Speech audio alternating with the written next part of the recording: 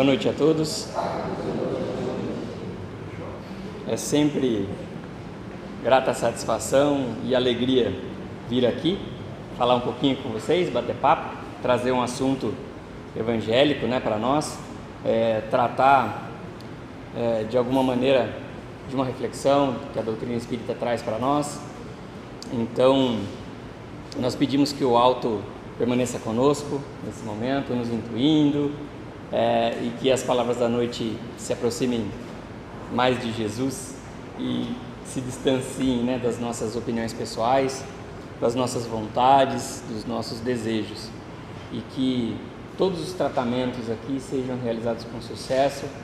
Nós, como disse a Neuza, desde que a gente adentra ali, passou da porta, eles já estão cuidando da gente, já sabem o que a gente precisa, já sabem o que a gente vem em busca, e eles já vão entregando de maneira homeopática, vamos dizer assim, até que a gente saia daqui tudo que a gente precisa nessa noite. Então, que nós possamos estar preparados depois de ouvir aí as canções dos nossos amigos. A música é extraordinária, ela nos equilibra, nos coloca aí na mesma vibração do ambiente, prepara o nosso perispírito e o nosso espírito e o nosso organismo físico para receber o tratamento, para receber toda a energia que já foi preparada e está sendo entregue para cada um de nós.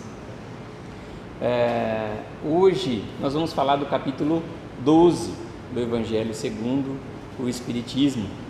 Amai os vossos inimigos, Peguei aqui o gancho da Neuza brigando com o Nivaldo aqui logo na entrada, Pegou no seu pé, Nivaldo? As pessoas boas devem amar seus inimigos. Isso mesmo. Estamos quase lá. Então, brincadeira, viu, Neuza? Só para pegar no pé do Nivaldo também, para não passar em branco. Mas nós vamos falar de pagar o mal com o bem, que é algo muito, muito, muito, muito, muito difícil. Algo muito difícil porque a gente, muitas das vezes, a gente não está preparado, Ainda não está preparado. Vejam como começa o capítulo, está baseado no texto de São Mateus, lá, dos primórdios do cristianismo. Começa quando ele diz assim: aprendestes que foi dito, amareis o vosso próximo e odiarei os vossos inimigos. Porque o ensinamento daquele tempo era esse, que a gente tinha que amar quem estava perto e não tinha que se afastar dos nossos inimigos. E aí Jesus vem e transforma esse ensinamento. Ele fala: eu vos digo, amai os vossos inimigos, fazei o bem àqueles que vos odeiam e orai por aqueles que vos perseguem e vos caluniam. Super fácil, Está facinho de cumprir aqui o ensinamento, Amai os vossos inimigos, orai por aqueles que os caluniam, cuida daquele um. E aí ele explica por quê, a fim de que sejais o filho de vosso Pai que estais nos céus, que faz erguer o sol sobre os bons e sobre os maus, e faz chover sobre os justos e os injustos. Porque se não amardes, senão aqueles que vos amam, que recompensa disso tereis? E aí ele faz uma referência aos publicanos da época lá, que eram pessoas consideradas como pessoas com um outro olhar, que entre eles faziam as coisas, só entre eles, tinha de alguma maneira um círculo fechado, digamos assim. E aí a gente tem que pegar esse ensinamento e trazer para os dias de hoje. A gente tem que atualizar isso e buscar entender por que a gente não consegue ainda. Por que passados tantos anos, por que a gente não consegue compreender esses ensinamentos? E aí lá no final desse capítulo, ele diz assim, que se a gente tiver o entendimento daqueles que não conhecem a doutrina espírita, se a gente tiver o entendimento daqueles que não conhecem a doutrina espírita, os leigos em relação às coisas espirituais. Aquele que entende que a vida começa no berço e termina no caixão. Se a gente tiver esse entendimento, jamais a gente vai entender esse ensinamento de Jesus. Porque quando a gente conhece a doutrina espírita, ela nos amplia de tal maneira o conhecimento que muitas vezes aquele ao qual a gente considera um inimigo nosso nessa existência foi a paixão da nossa vida numa existência anterior ou em outras existências anteriores. E aí as coisas começam a ficar mais claras. A reencarnação sucessiva, as reencarnações sucessivas que a doutrina espírita, de forma tão singela e de forma tão fantástica, explica para nós e nos dá as razões de todas as coisas e de todas as situações que a gente já viveu, que a gente já conheceu e que a gente ainda vai viver aqui na Terra. Quando a gente tem esse conhecimento ampliado, a gente passa a entender o recado de Jesus. Por que é que nós temos que amar os nossos inimigos? E aí pode ter alguém me julgando, dizendo, tá fácil, né, você falar, né? É fácil falar, amo o seu inimigo, né? Porque a gente faz uma confusão também, e o livro e o Evangelho trata bem disso. A gente faz uma confusão. A gente imagina que amar os nossos inimigos é ter por eles a mesma afeição que a gente tem pelos nossos amigos. E não é isso. O livro nos coloca uma lei da natureza que a gente conhece muito bem, que a doutrina espírita trabalha muito bem, que é a lei de ação e reação, a lei de causa e efeito. E para quem já é um pouco mais estudado na doutrina espírita, sabe que nós, com a nossa conduta, com os nossos pensamentos, nós criamos uma psicosfera. Esse ar que nos envolve é criado por nós. Ah, eu estou numa má sorte danada. Presta atenção na sua conduta. Veja qual é o seu caminho. Veja as pedras que você está pisando. Veja o que é que você está fazendo da tua vida. Porque esse ambiente que você está é criado por você. Claro, tem colaboração daqueles que estão à tua volta. Mas o teu ambiente, a tua psicosfera é criada por você. Pelas tuas atitudes, pelos teus comportamentos, pelos teus pensamentos. Então, quando a gente compreende essa lei, a gente vai compreender que amar os nossos inimigos e amar os nossos amigos tem o mesmo grau de importância. E não quer dizer que eu tenha que ter no meu ciclo de amizades e eu tenha que estar grudado com aquele que se considera meu inimigo. Eu não gosto muito de falar aquele meu inimigo, porque na verdade, depois que a gente compreende que não existem inimigos, fica mais difícil da gente lidar com isso. Mas a doutrina espírita, ela consegue nos mostrar isso, que não existem inimigos. Todos nós aqui na Terra estamos no mesmo patamar, com um único propósito, de evoluir. Então, se nós formos colocados junto de alguém, aqui, esse alguém que você considera alguém que não é tão seu amigo assim, vamos suavizar, né? Vamos suavizar para aqueles que ainda imaginam que tem inimigos. Para aqueles que você não considera tão seus amigos assim, essa pessoa, ela é instrumento de Deus na nossa vida.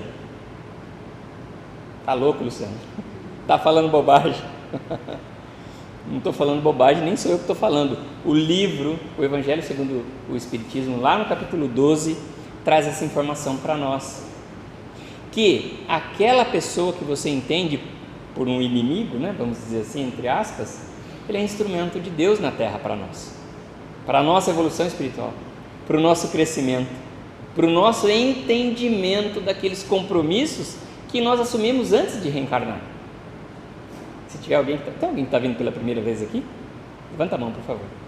Ninguém? Primeira vez? Já conhece alguma coisa da doutrina espírita? Já? Ah, que bom. Então sejam bem-vindos à Casa Espírita Francisco de Assis. Todos nós então já conhecemos um pouquinho da doutrina espírita e sabemos que quando nós consideramos esse nosso inimigo, e a gente passa a vibrar numa sintonia ruim, vamos dizer assim, essa sintonia vai fazer com que a psicosfera à nossa volta não fique boa, tá?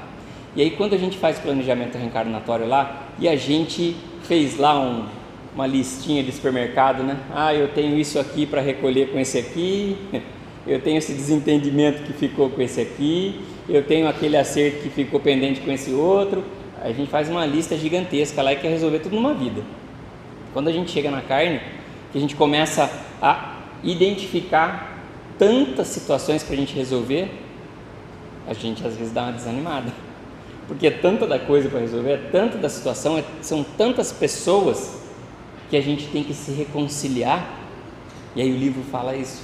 Olha, você amar o seu inimigo é não deixar, por exemplo, a porta aberta para reconciliação, é deixar a porta aberta para reconciliação, é não fechar a porta da reconciliação, porque às vezes a gente se considera, né, menos amigo de alguém e a gente deixa essa porta da reconciliação fechada. E o livro está dizendo, amar o seu inimigo, você não precisa estar colado nele, você não precisa estar o tempo todo buscando essa pessoa para fazer amizade, se você já não tem se a energia natural entre vocês já não está boa, mas você tem que deixar a tua porta lá da reconciliação aberta. Se ele bater na tua porta e quiser se reconciliar com você, essa porta precisa estar aberta. Isso é amar o seu inimigo. Orar por aquela pessoa que você considera talvez aí o seu pior inimigo, os seus piores inimigos, né? Às vezes a gente tem mais de 1, 2, 3, 4, 5 que a gente considera, ou que as pessoas consideram a gente como inimigos, porque às vezes acontece isso, né? Você pode pensar assim, mas eu não tenho nenhum inimigo, mas fulano de tal não gosta de mim, acho que eu sou inimigo dele. Você orar por essa pessoa para que ela tenha entendimento, e você orar dizendo para ela em pensamento que a sua porta da reconciliação está aberta para qualquer momento que ela quiser se reconciliar com você, isso é amar o seu inimigo. Você evitar o embate com aquela pessoa que acha que é o seu inimigo, também faz parte de amar o seu inimigo. Porque no fim das contas, a gente está aqui para acertar essas contas. A gente está aqui para evoluir junto. E essas pessoas são instrumentos de crescimento para cada um de nós. Vocês podem ter certeza que aquela pessoa que você fala, puxa, essa pessoa não dá, essa pessoa é intragável, ela me fez isso, ela me fez aquilo, ela me fez aquilo outro, e assim, e assado, Luciano, se eu for te contar, dá um livro, nós vamos ficar 3 horas aqui falando dessa pessoa. Você pode ter certeza absoluta que ela é ferramenta, ela é instrumento de Deus na nossa vida para que a gente melhore em algum ponto, pelo menos, da nossa existência. Eu lembro de um atendimento que eu fiz aqui, fiquem tranquilos porque eu nunca lembro o nome, eu sou péssimo de nome. Às vezes eu lembro a fisionomia, mas o nome, a minha cabeça já não funciona tão bem assim para lembrar nome. Mas eu me lembro de uma pessoa, se a pessoa estiver aqui, me perdoe, não vou falar o nome, mas se a pessoa estiver aqui se identificar com a história, vou contar de forma genérica, né? Ela me disse um dia assim, essa pessoa, no atendimento, eu tenho uma pessoa do trabalho que não vai, estou até pensando em pedir as contas, porque eu não aguento mais trabalhar naquele lugar, eu chego lá, a energia não está boa, etc, tal, falou, deixei ela, né, desabafar lá, contou toda a história, e aí eu falei para ela assim, quando foi que você começou a enxergar essa pessoa desse jeito? Sempre foi assim? Ela falou, não, a gente era amiga, a gente tinha um ótimo relacionamento e tal. Falei, então, identifica esse ponto. Aonde foi que virou essa chave para você passar a olhar com esses olhos que você está olhando para ela agora? Porque essa pessoa pode estar precisando de ajuda. E às vezes esse olhar que você está tendo em relação a ela, que ela quer te prejudicar, que ela quer isso, que ela quer aquilo, que ela te distrata, às vezes é um olhar seu. E às vezes essa situação, às vezes ela não existe. E aí na hora ela ficou pensativa, a gente conversou mais um pouco, E aí ela fez, né, os tratamentos aqui que precisava fazer também, que auxiliaram também. E depois de algumas semanas ela veio me procurar e ela me disse com alegria que elas tinham se reconciliado, que elas não encontravam um motivo para estar distantes. Um dia, depois da minha conversa com ela, ela sentou com essa amiga para conversar, para tirar satisfação, vamos dizer assim, né? E aí sentaram lá não sei aonde e foram conversando e viram que na verdade elas se afastaram por nada, não tinha motivo. E aí uma pensava a mesma coisa da outra, ela se afastou, e aí a outra se afastou e a porta da reconciliação delas estava encostada. E nenhuma das duas conseguia chegar para bater na porta da reconciliação.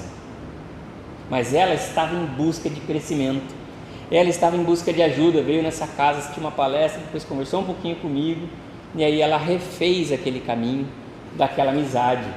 E ela estava assim, radiante o dia que ela veio me contar, porque ela falou, nossa, perdemos tantas coisas e agora a gente está recuperando o tempo perdido da nossa amizade, que a gente estava separado. Então vejam que, na verdade, os inimigos não existem. Eles são criados pela vaidade, pelo egoísmo do ser humano. Porque muitas vezes a gente coloca o nosso ego acima das coisas que de verdade importam para nós. E aí a gente, com o ego inflado, a gente acaba fazendo com que as pessoas ou se afastem de nós, ou que a gente se afaste das pessoas que querem o nosso bem, que estão colocados na nossa existência como instrumentos divinos, sim. E alguém pode estar pensando, minha sogra não é instrumento divino, meu genro não é, aquele cunhado isso, nossa, aquele meu irmão está doido. Gente, todos nós e todas as pessoas que vão cruzar o nosso caminho são instrumentos divinos, são ferramentas de crescimento, de evolução espiritual, de evolução kármica para nós, todas as pessoas.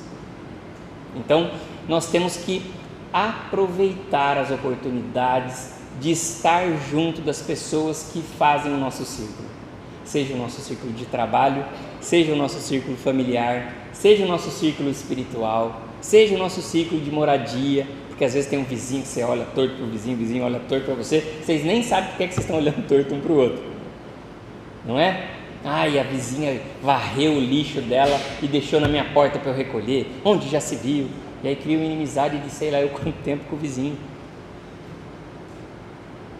Às vezes, dentro de casa, a gente tem uma palavra atravessada para a mãe, para o pai, para o irmão, para o filho. E aí a gente briga à toa, a gente discute, a gente fica tempos sem falar com aquela pessoa. Eu sei que vocês não têm essa situação. Eu estou pensando em mim, né? Eu sempre falo pensando em mim, nas coisas que eu experimento na minha existência, nas coisas que eu vivo, nas minhas experiências. E eu sei que tem pessoas que a gente acaba se afastando. Mas, como diz o livro aqui, é a energia que não está muito boa entre vocês, entre nós. E nós precisamos de alguma maneira corrigir isso, deixando a porta da reconciliação aberta, orando por aqueles que dizem que não gostam da gente, orando por aqueles que nos fizeram mal, que tentaram nos prejudicar. Luciano do céu, como é que eu vou fazer isso? A reencarnação serve para isso. Nós estamos aqui com esse objetivo de evoluir através das situações que muitas vezes não são confortáveis mesmo. Muitas das vezes, nosso núcleo familiar é formado por pessoas que nós tivemos desavenças em outras vidas. Não deu certo aqui, não deu certo, brigou, desencarnou, brigado. Aí vai fazer planejamento reencarnatório. Senta na mesinha, daqui a pouco vem outro. Ah, não, que esse cara de novo, não. Mas isso foi meu filho, isso foi encrenca, eu não quero mais, larga ele, não vou mais reencarnar, quero ficar aqui. Ou então a gente pode pensar em situações piores, né? Um algoz. Tem um livro, que eu não vou me lembrar o nome, lembrem que eu sou péssimo de memória. Tem um livro, né, que conta uma história de dois espíritos que faz 1000 anos que eles estão reencarnando juntos. 1000 anos. Fazia, né? Na época que o livro foi ditado. Um tira a vida do outro toda vez. Toda existência, um acaba tirando a vida do outro. E aí eles reencarnam juntos de novo. Uma hora como pai e filho, uma hora como irmãos, uma hora como amigos próximos, uma hora como inimigos, uma hora como esposa, e assim eles estão tentando se reconciliar. E aí no final do livro eles conseguem, no plano espiritual, depois de uma reencarnação maluca dos dois, eles conseguem, através da ajuda dos mentores deles, colocar ali o seu ponto, né, final naquela história, e reencarnam como mãe e filho, né? O amor de mãe e filho é o amor mais próximo ao amor incondicional de Jesus, ao amor incondicional ensinado pelo nosso mestre. Então, quando eles reencarnam como mãe e filho, ou mãe e filha, não lembro agora direito, eles conseguem naquela existência percorrer toda aquela última existência como mãe e filho sem um tirar a vida do outro. E aí eles conseguem evoluir e não precisam mais reencarnar na Terra, porque eles conseguiram vencer aquela batalha que eles vinham tendo já há 1000 anos praticamente. Então, é legal lembrar desse livro, dessa história, para a gente entender que a gente precisa aproveitar as oportunidades que a gente tem nessa reencarnação, que a gente não pode desperdiçar nenhuma oportunidade de fazer o bem, ainda que seja para o nosso inimigo. É pagar o mal com o bem, como diz o título aqui desse trechinho, desse capítulo 12, do primeiro trecho do capítulo 12. Pagar o mal com o bem. É fazer para aquele que quer o nosso mal, é fazer para aquele que nos prejudicou, é fazer para aquele que acha que é o nosso inimigo, que tem que nos prejudicar, é orar por aquele que quer nos prejudicar, que você tem certeza que quer te prejudicar, ora por ele, pede intercessão divina, pede para que o seu anjo de guarda sente com o anjo de guarda dele e coloque ali a porta da reconciliação a favor de vocês. Não precisa, vamos retomar aqui, você não tem necessidade de ter o mesmo relacionamento como você tem com aqueles amigos que você gosta muito, aquele amigo que você ama. Não é igualar o inimigo ou aquele que se acha o nosso inimigo com um amigo. Não é ter a mesma afeição. Isso não é necessário e é contra a natureza, inclusive. Tudo bem que a gente tem que vencer isso. Em algum momento a gente vai ter que chegar na sublimação do amor. Porque amar o próximo é o início, mas amar o nosso inimigo é a sublimação da lei do amor. Então, em algum momento, a gente vai ter que sublimar esse ensinamento de Jesus do amor. Porque, como diz o início do texto, amar aqueles que nos amam é muito fácil. Nem é dever de casa, né? É muito fácil amar quem gosta da gente, quem cuida da gente, quem faz o bem pra gente, quem nos quer bem. Esse é fácil de amar. Agora o nosso inimigo já fica um pouquinho mais complicado. Mas a gente tem que fazer um esforço, tá? A gente tem que fazer um esforço, deixando a porta aberta, orando por aquele que não nos quer tão bem assim, desejando que aquela pessoa que está infeliz com a nossa existência no plano carnal, que essa pessoa seja a pessoa feliz, que ela encontre a felicidade no caminho dela. E às vezes a felicidade no caminho dela passa por estar longe de você, porque às vezes a gente quer obrigar a pessoa a estar do nosso lado para que ela seja feliz, e isso não existe. Não é possível a gente aprisionar alguém para que a pessoa seja feliz. Muitas vezes a pessoa precisa da nossa libertação para que ela possa seguir feliz. Então orar para que a pessoa seja feliz, liberta de nós, também é um ato de amar os nossos inimigos, é devolver o mal com o bem. Então, como lição de casa para nós que estamos aqui tratando desse assunto hoje, façam 40 segundos de reflexão daqueles que se consideram os nossos inimigos. Cada um tem aí alguém que não está muito dentro assim daquele círculo de amizade que você gosta de ver, de encontrar a pessoa, de abraçar, que você faz questão de estar junto. Se tem alguém que não está nesse círculo, que você sabe que está um pouco mais distante, que é alguém que quis te prejudicar, ou é alguém que te prejudicou, aproveita esse momento, abre o seu coração, abre o seu espírito, energiza boas vibrações para essa pessoa nesse momento, que quando a gente encerrar aqui, a equipe espiritual que está aqui cuidando de cada um de nós, vai pegar os nossos pensamentos e as nossas intenções e vai levar até essas pessoas que estão aí se considerando os nossos inimigos, ou as quais a gente também, por algum equívoco, ainda considera como os nossos inimigos. Então que nós possamos deixar o nosso coração bem tranquilo, a nossa mente aberta, com a nossa porta da reconciliação nem aberta, mas escancarada, para a hora que esse inimigo vier bater a nossa porta, a gente poder receber ele de braços abertos, sim, poder aplicar o exemplo e as lições de Jesus, de amar o nosso próximo e amar também os nossos inimigos. Que assim seja.